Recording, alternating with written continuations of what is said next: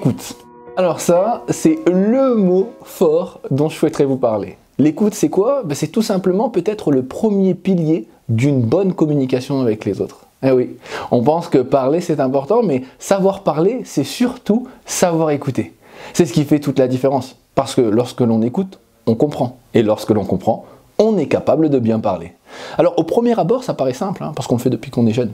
Mais quand on essaye de réellement écouter, on se rend compte que c'est plus compliqué qu'un entraînement de sport et que ça demande vraiment de la préparation. Humour. On le sait, on le sait tous. Le sourire, l'humour, le plaisir en fait tout simplement que l'on peut avoir à émettre une bonne vibe auprès de quelqu'un, c'est ce qui peut faire toute la différence.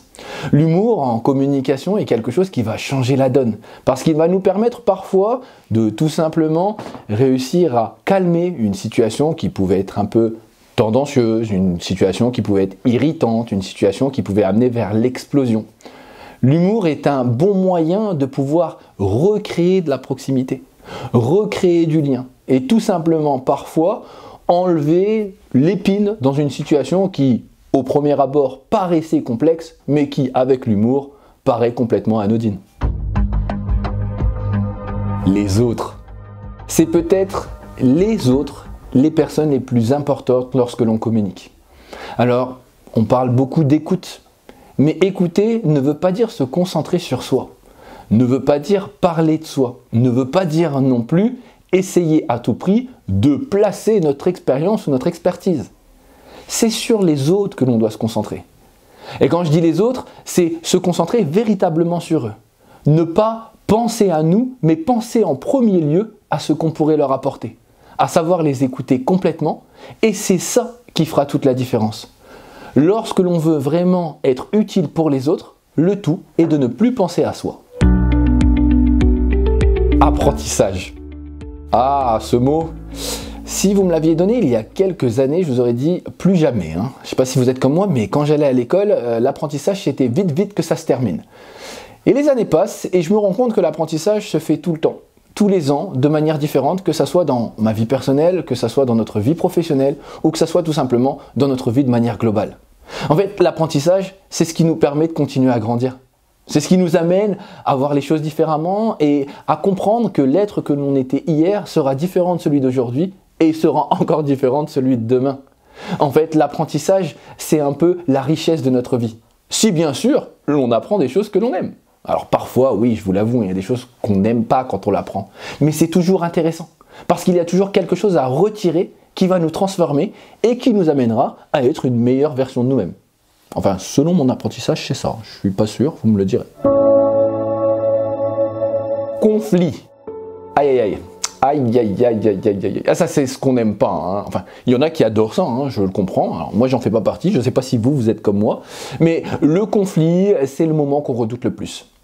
Le pire, c'est que souvent, celui-ci n'est pas fondé. Il est sur un petit détail, sur une incompréhension.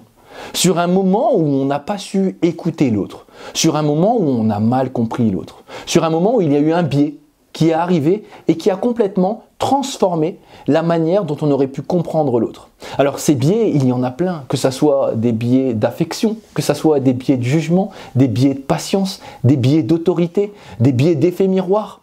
Il y a plein d'erreurs qui vont amener au conflit. Mais le pire, ce n'est pas réellement l'écoute, c'est la manière après dont on va les traiter.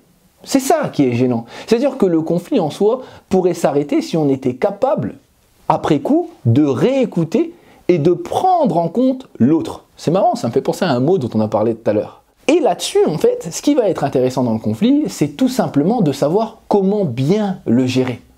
Tout le monde peut être dans une situation de conflit. Tout le monde peut la vivre.